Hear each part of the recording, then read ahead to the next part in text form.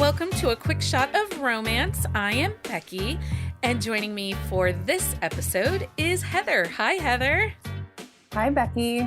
Do you got your hockey lineup ready to go for tonight? I 1000% do. I love it because February is all hockey. All hockey. Mhm. Okay, so I'm really excited about this title, and we've pretty much done something with every book in this series Mhm. since they came out.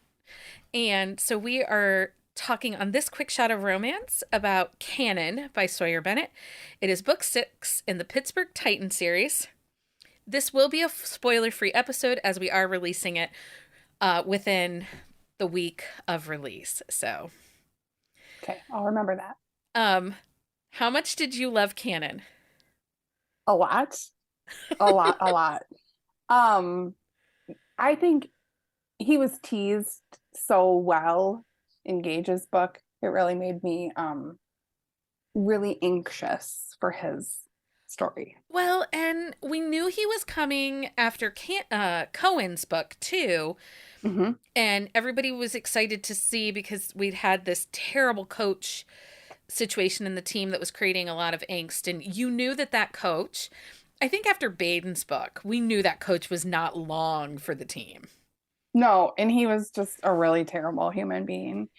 But I think you have to sort of have characters that you love to hate in Yeah. a series or a book. Well, and I wasn't sure about Canon because while he had been teased, we did not have a lot of backstory on him.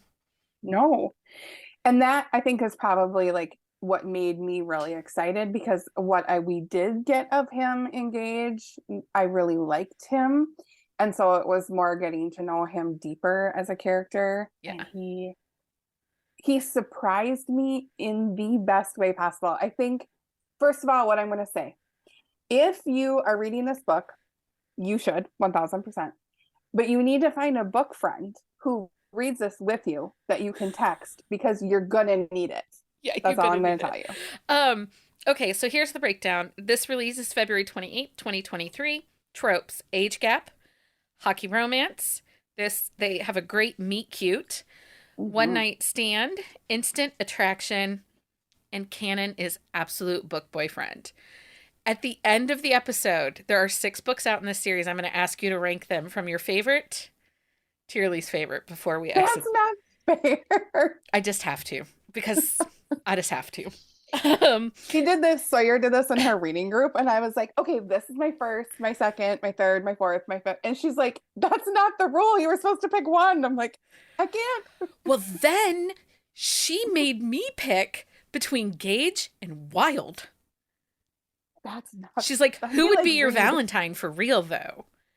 And I'm like, wow, we are throwing the shade over there in the everlasting party. No kidding. She's just evil. Anyway, this series is the Pittsburgh Titans. This is an absolute standalone series. They are slightly connected.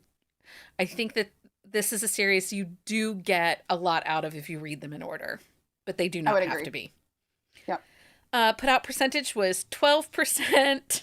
Oh, but Heather has 10%, and it is hot damn good girl.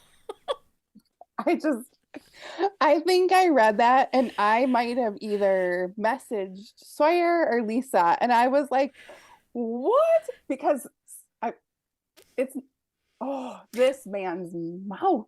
But so far, these books, so starting with Baden to Stone to Gage to Cohen to Drake, the spice has been building. They've all had these like slow burns, and then Cohen got super spicy in the woods, and then we had Drake, who he was a potty mouth, and he liked to ask for it when he wanted it. Yeah, he was a great surprise too. And I wasn't sure I didn't know who Canon was going to be, but damn. Hot damn is all you can say. Yeah.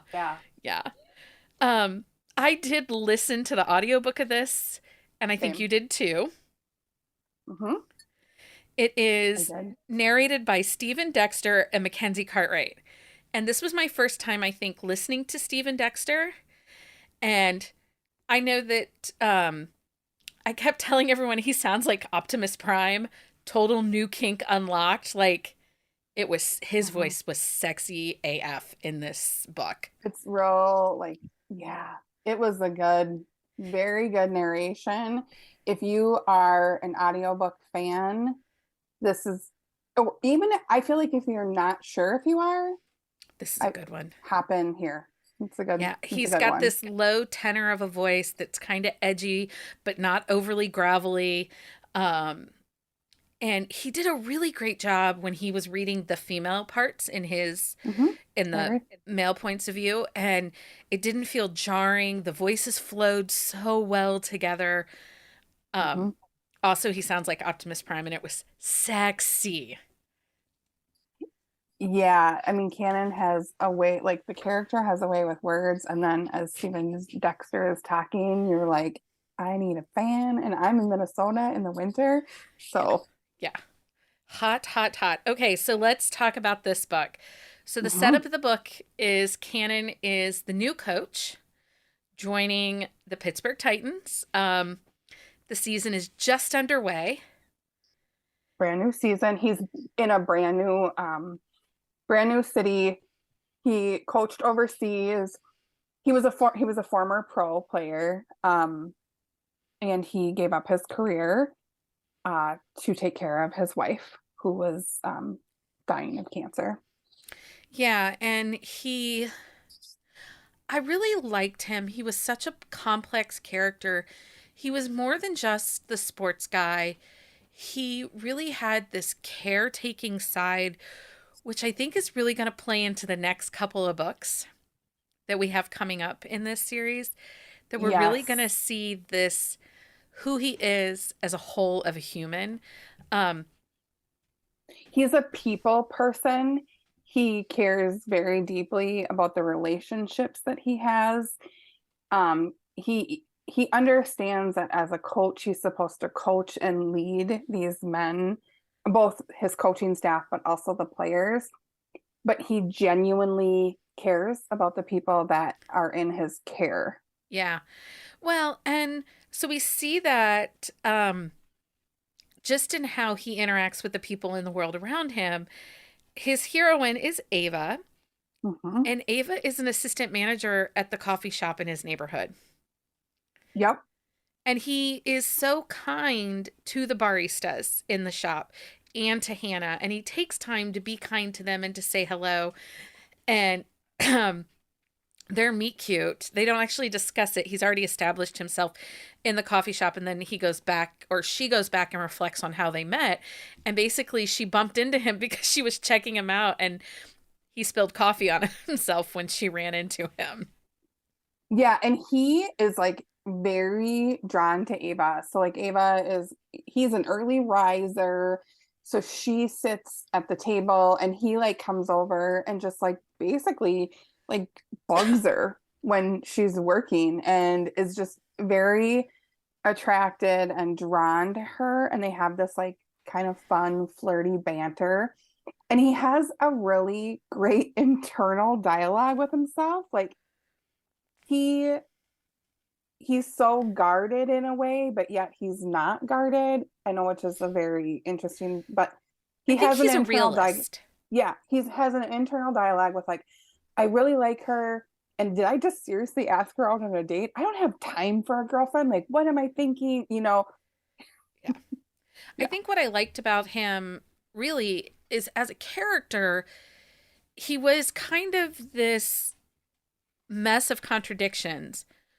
But at the end of the day, because he wanted to care, he wanted to have time and space in his life for her. But he's very honest with her. My job is demanding. And a lot of that stems from the past relationship with his past wife, Yep. um, with his wife that has died. And that, he wasn't able to meet her demands when he was a player. And he has made it his mission going forward that he's always going to be upfront. Um, that, his time is limited. He has to travel for work. His job is not 9 to 5 as a hockey coach. No, and I think there's a level of guilt. It's sort of like he loves hockey Hockey is definitely a love and a passion for him. And so but he's sort of given the past, it's almost like he doesn't realize that he can have love, like a personal life, and have hockey. Yeah. So let's talk about Ava because she was a really great character.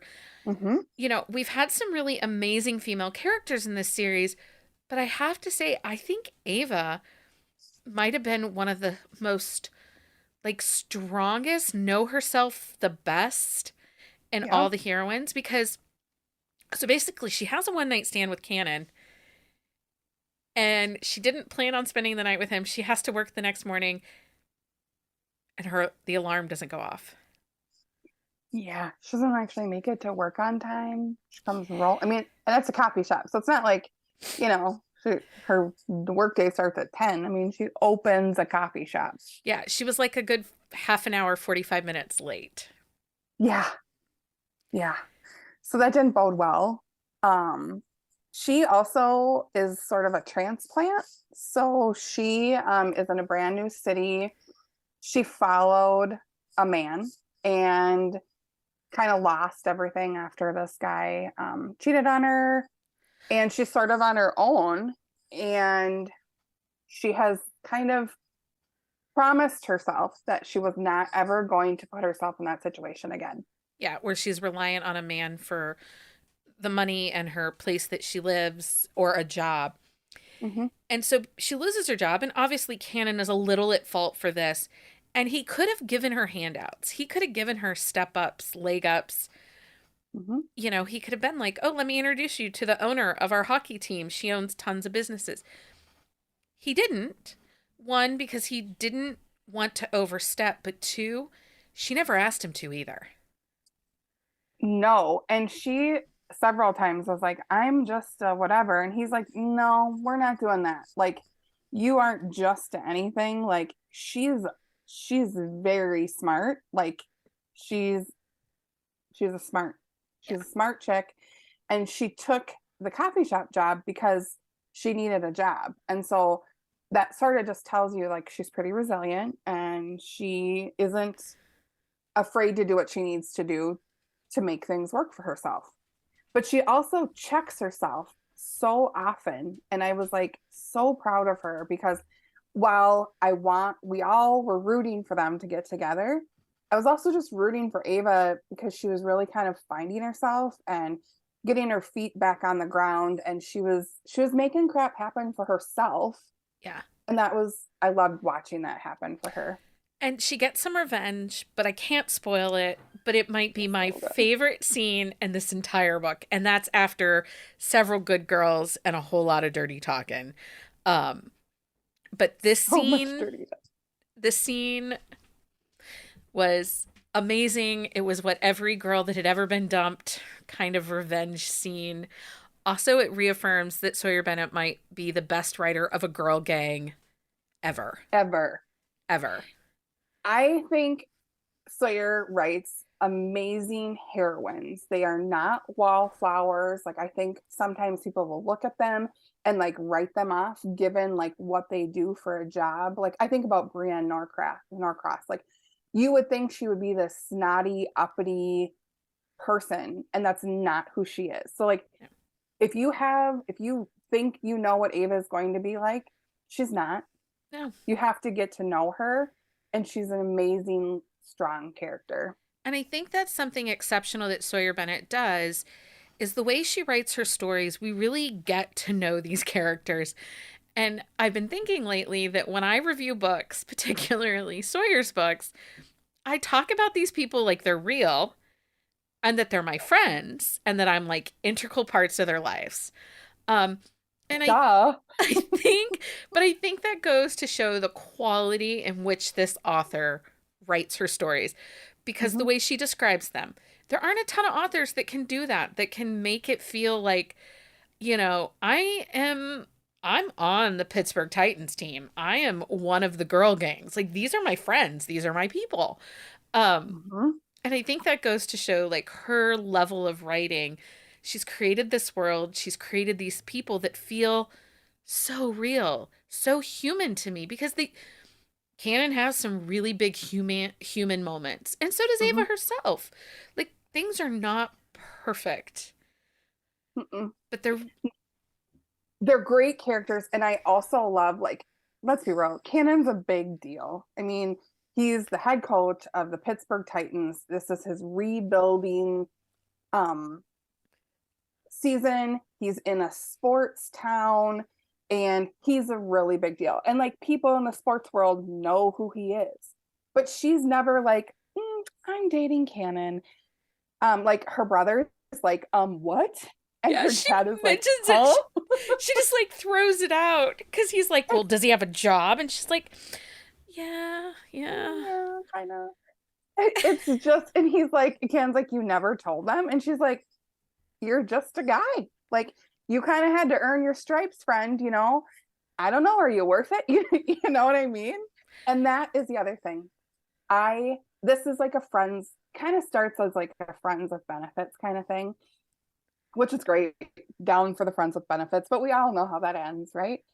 But Right. I love, she stood up for herself and she was like, yep, this isn't, I need, I want, this is what I need, this is what I want. And she held her ground.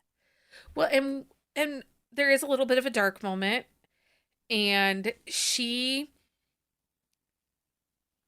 her steps falter a little bit, but Yep. in the end, she figures out what she needs and what's going to work for her. And never does she like waffle back and forth about like, well, maybe he'll come back or maybe things will right themselves. Maybe he'll feel differently. Um, Instead, she holds her ground and knows that she needs to keep moving forward and do what is best for her. And Sawyer Bennett knows how to write a dark moment that's going to make your stomach drop to your damn knees. Yeah. And I'm looking at the percentage and I'm like, yeah. Yeah. Yeah. Hmm. Like, yeah. Okay, so I have some speculation a little bit about this book. And it's Bring it. in the end, because this takes place around the holiday season, and the families come together. Yep. And she mentions that Cannon's family lives out west, and the one brother lives in Wyoming. And do you know what else is in Wyoming? Wicked horse. And her brother is making plans to visit him in Wyoming. Are we going back to the Wicked Horse? I mean, please say yes. I Sawyer don't Bennett, if know. you're listening, well, I want to. I do. I do. So what we're saying is, Or do they open a wicked horse in like Pittsburgh or North Carolina? There's all these things. Also, I'm going to just say, I'm calling dibs on my friends on, well, Camden, I feel like, okay, Camden, I just think he's going to break me wait, and I'm here for it. And wait, Bane, before we go any further, I just want to say, so at the release of, like, as canon is now hitting shelves and stuff like this, about a week or so ago, Sawyer Bennett and her president of everything um, gave us the next three books in this series and put up the pre-order links for it for the next three books. But we got exclusive sneak peeks of the covers before they were put out publicly. And there's a character correct. coming. There's a character coming that we have been waiting for since Wild. We've been Mm-hmm. waiting for this character since the Arizona Vengeance, like book 6. Yes. And that is Bane. Bane Yes. has been transferred from Arizona. No, he, he Not, was not transferred. He was traded. sorry, traded. Sorry, I got my sports ball terms wrong. He was traded to Pittsburgh. Okay, so Yes. now you may talk. We have three books. So after canon, there are three books headed our way. And what are those three books? It is Camden, Bane, Camden, and Hendrix, and oh, Bane. Hendrix and Bane. Well, Hendrix is next, I think. I think Hendrix is next. I don't. We I get am so him, excited. I'm like, I can't even think straight. and we are going to get all three of these books this year. Yes. So I think it is Hendrix. He is the last of the three survivors of the or the last. He is one. We've only had Cohen is the first survivor. Hendrix is the next survivor of the original three from the crash. And then Camden. So here it goes. So after Canon comes Hendrix, which is, it says here is a June release. Camden is another survivor, and he is an August release. Bane is the one that was traded, and he is a November release. Yeah. Yes. So these covers, I mean, I think the other 6 covers are hot. I'm just gonna say she outdid herself on book 7, 8, and 9. Yeah. They're phenomenal. The models are fantastic. Yeah, I'm super excited about these 3 books. Okay, so before we are done with this, from 1 to 6, 1 being your absolute favorite so far in this series, and we'll revisit when we get to the next book. So let's start. Stone. Stone is your least? Stone is my first. Nope, Stone is my number 1. Stone is your number 1. Gage is my number 2.